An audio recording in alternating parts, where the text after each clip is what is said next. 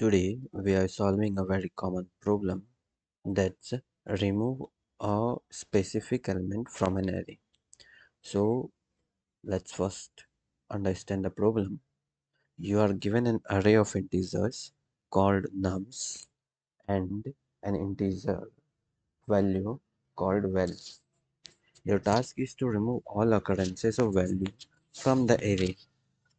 But here is the important part. You have to do it in place, which means you can't create a new array. You have to modify the same one.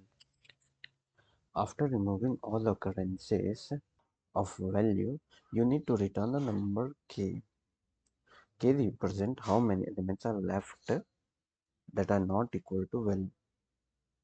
Also, the first k elements of the array should contain only those valid elements.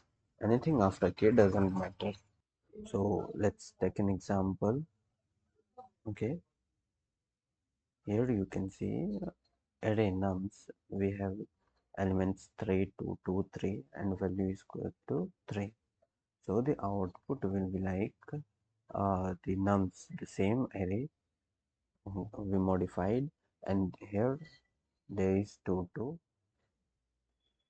because we have to remove the value element. Okay, now let's to the approach. Okay, so yeah, that's the solution. Okay, we use simple idea with one pointer. We take a variable k which tell us where to place the next valid element.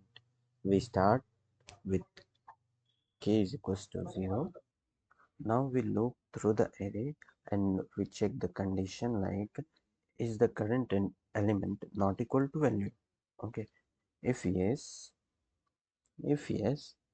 then we place it at index k and then increase the k. If it is equal, then simply we skip it. And the time complexity is big O of n and the space complexity is big O of 1.